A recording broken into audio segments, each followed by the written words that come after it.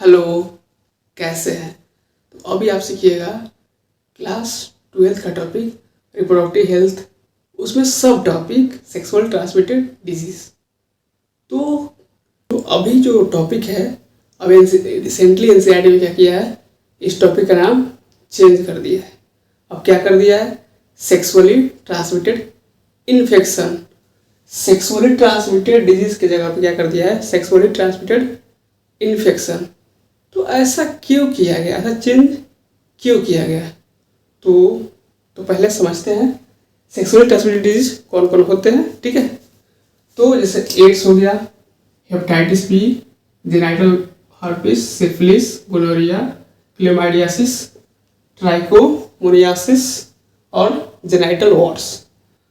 तो जो इसमें जो दो है, जैसे एड्स किससे होता है? HIV वायरस से होता है। ठीक है, और हेपेटाइटिस बी ये किस होता है? Hepatitis B virus. तो जो एड्स है वो एड्स जो है वो किसको इफेक्ट करता है? तो वो जैसे कि एड्स का फुल फॉर्म क्या है? Acquired immunodeficiency syndrome. तो यानी ये इसमें इम्यूनिटी को इफेक्ट करता है। ठीक है, और जो हेपेटाइटिस बी है ये किसको करता है? लीवर को इफेक्ट करता है, ना कि किसको? ना कि ये जेनेटिलिया या रिप्रोडक्टिव ट्रैक्ट को इफेक्ट नहीं करता है।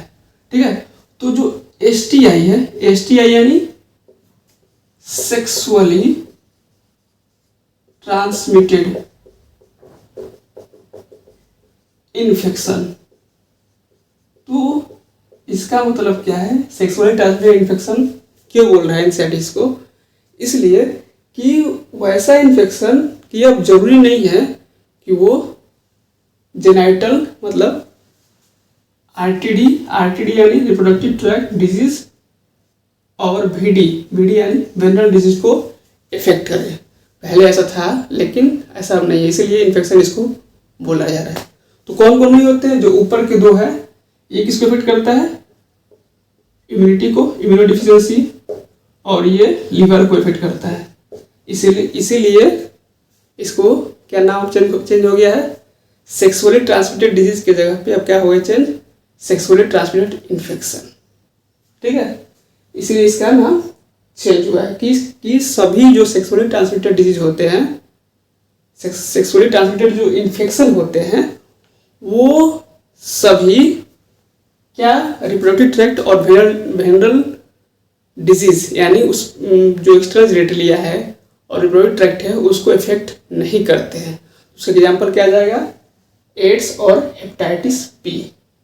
ये लेकिन सेक्सुअली ट्रांसमिटेड डिजीज है, लेकिन ये रिप्रोडक्टिव ट्रैक्ट को इफेक्ट नहीं करते हैं। ठीक है, तो अब बारी बारी से देखते हैं। और जैसे हमने बोला VD वेनरल, क्या बोला? वेनरल, इसका मतलब क्या होता है? अगर आप जो स्किन डॉक्टर के पास जाइएगा उसमें लिखा है डर्मेटोलॉजिस्ट और वेनरल में लिखा रहता है। तो इसका मतलब बेसिकली ये रिप्रेजेंट कर रहा है किसके लिए? एक्सटर्नल जेनेटिलिया को। किसको रिप्रेजेंट कर रहा है? एक्सटर्नल जेनेटिलिया को ये रिप्रेजेंट कर रहा है। ठीक है, तो अब देखते हैं बारी बारी से पूरे डिजीज का डिस्क्रिप्शन देखते हैं, क्योंकि ये एनसीईआरटी में दिया हुआ है पूरे नाम। ऐसा नहीं कि हम कोई एक्स्ट्रा इसमें लिखे हैं, पूरे एनसीईआरटी में दिया। और इसको लोग क्या कहते हैं, अधिकतर छोड़ देते हैं, उसको सब समझते हैं कि ईजी है और इसी से क्वेश्चन आ जाता है। तो क्वेश्चन क्या आया था नीट में पिछले साल में, वो देखते हैं। ठीक है, उससे पहले समझ लेते हैं। तो एड्स जो है उसमें क्या होता है? इम्यूनिटी।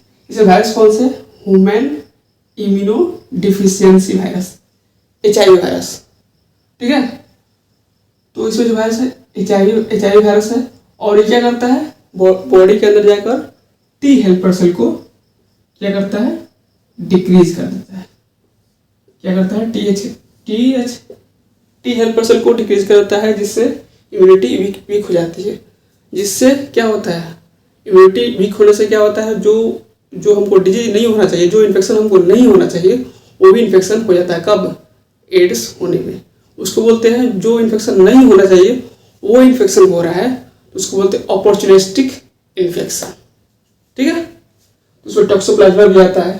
तो ये इसको डिटेल में हम नहीं बोल रहे हैं क्योंकि हम लोग आप पढ़िएगा किसमें, ह्यूमन हेल्थ एंड डिजीज में, ठीक है। दूसरा क्या है, हेपेटाइटिस बी।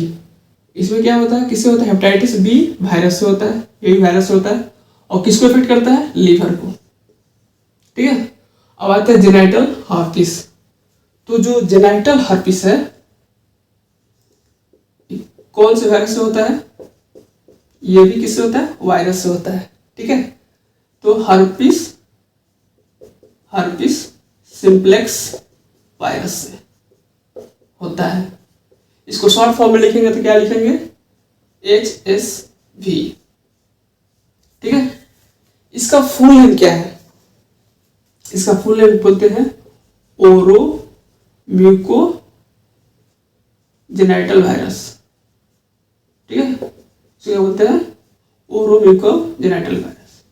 यानी किसको इफेक्ट कर रहा है, ओरो को भी और म्यूकस जेनाइटल ऑर्गन को भी करता है, दोनों करता है, ठीक है। तो एनसीईआरटी में दिया हुआ है कि ये सेक्सुअली ट्रांसमिटेड डिजीज में है 3, एड्स, हेपेटाइटिस बी और जेनाइटल हर्प्स। ये तीनों को छोड़ के सेक्सुअली ट्रांसमिटेड डिजीज में बाकी सबको प्रॉपर ट्रीटमेंट है, मतलब एक्सेप्ट एड्स, हेपेटाइटिस बी और genital herpes, all sexually transmitted are detected early and complete curable. इन तीनों को छोड़ के ये सब कंप्लीटली क्यूरेबल है, जो अगर पहले इसको जांच करा ले जाए, डॉक्टर के पास चला जाए तो। लेकिन ये जो तीन है इसका प्रॉपर ट्रीटमेंट नहीं है, मतलब उसका अगर किसी को एड्स हो गया तो उसको लाइफ बढ़ा सकते हैं, अगर आज मरने वाला है तो 5 साल बढ़ा सकते हैं, ठीक है, मतलब बढ़ा सकते हैं, लेकिन एंटी वायरल ड्रग देके, लेकिन उसका लाइफ मतलब बचा नहीं सकते हैं, वो उसको मौत मरना तय है, ठीक है। ये एनसीईआरटी का क्वेश्चन है और ये नीट में आ चुका है, इसी के बारे में हम बात कर रहे थे, ठीक है। तो आते हैं अब सिफिलिस। सिफिलिस कैसे होता है, तो यहाँ तो समझ गए ना, यहाँ तक समझ गए। तो सिफिलिस किससे होता है, बैक्टीरियल डिजीज है, पहले ये पता रहना चाहिए। कैसे डिजीज है, बैक्टीरियल डिजीज। सबसे पहली बात ये है बैक्टीरियल डिजीज। तो बैक्टीरियल डिजीज है तो कोई ना कोई स्पीशीज होगा, तो इसका क्या है, ट्रिपोनिमा प्लैडियम, ठीक है, ट्रिपोनिमा प्लैडियम। इससे मिलता जुलता एक और नाम है जो आपको कंफ्यूजन कर सकता है, ट्रिपनोसोमा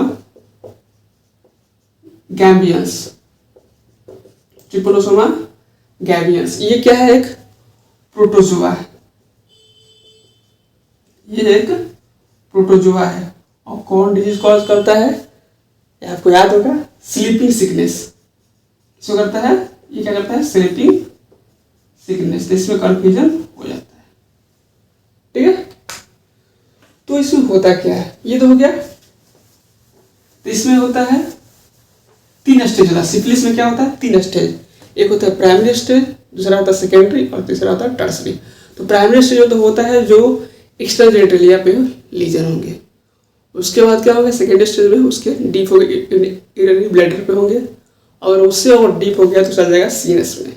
सीनस में अगर चल गया तो मरना तय है।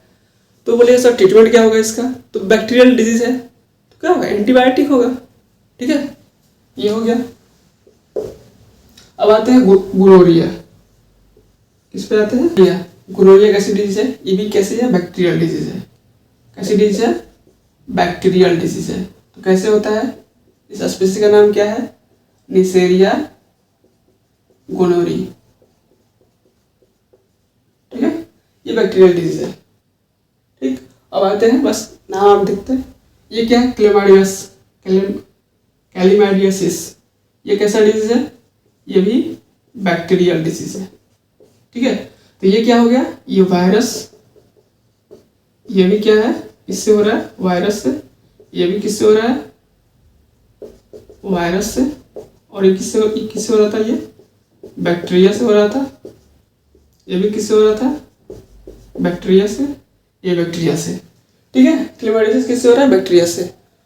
तो इसमें कौन सा बैक्टीरिया? ट्राइकोमैटिस है बैक्टीरिया इसमें। ठीक है, और क्लैमिडिया ट्रैकोमैटिस, ट्रैकोमैटिस एक बार देख लीजिए नेट से स्पेलिंग। ठीक है, तो इसमें क्या होता है? ये बैक्टीरियल डिजीज है और ह्यूमन बॉडी में कहाँ पे इफेक्ट करता है? तो आई पे करता है और दूसरा एक्सटर्नल जेनिटलिया पे करेगा। किस पे करेगा? एक्सटर्नल जेनिटलिया पे। तो इस पे कौन सा डिजीज होता है? ट्रोकोमा डिजीज होता है। ठीक है, और उससे क्या होता है? उससे कॉर्निया का होता है, उसको ट्रोकोमा डिजीज बोलते हैं। वो क्या करता है? केराटो कंजक्टिविटिस कर देता है। तो उससे क्या होता है? कॉर्निया के पास, तो उससे क्या होता है? ब्लड विजन होता है, नहीं दिखता है, और लास्ट में ब्लाइंडनेस का, कॉर्निया ब्लाइंडनेस का आ सकता है। एक्सीडेंट जेनिटलिया में क्या होता है? जैसे कॉम्प्लिकेशन अगर देखा जाए तो पीआईडी हो जाएगा। उससे क्या होगा? पीआईडी होगा, फिर उसके बाद इनफर्टिलिटी हो सकता है। अब आते हैं ट्राइकोमैटिस। ये कैसा डिजीज है? प्रोटोजोआ डिजीज है। कैसा है? Protozoa disease. ठीक है, इतना ही पूछ सकता है। इस वजह से कौन बैक्टीरियल डिजीज है, कौन प्रोटोजोआ डिजीज है, कौन वायरस डिजीज है। ठीक है, इसमें कैसा डिस्चार्ज होता है? White fluid discharge, white fluid discharge. जो एक्सटर्नल जेनिटलिया है उससे व्हाइट फ्लूइड डिस्चार्ज होंगे। ठीक है, जैसे लिकोरिया बोलता है फीमेल में। ठीक है, और उसका स्मेल कैसा होता है? फिशी स्मेल होगा। अब आते हैं जेनाइटल वॉर्ड्स। तो जेनाइटल वॉर्ड्स किसको बोलते हैं? लीजन को बोलते हैं। ठीक है, वो किस पे? जेनिटलिया पे लीजन रहेगा। तो कौन सा वायरस होता है? ह्यूमन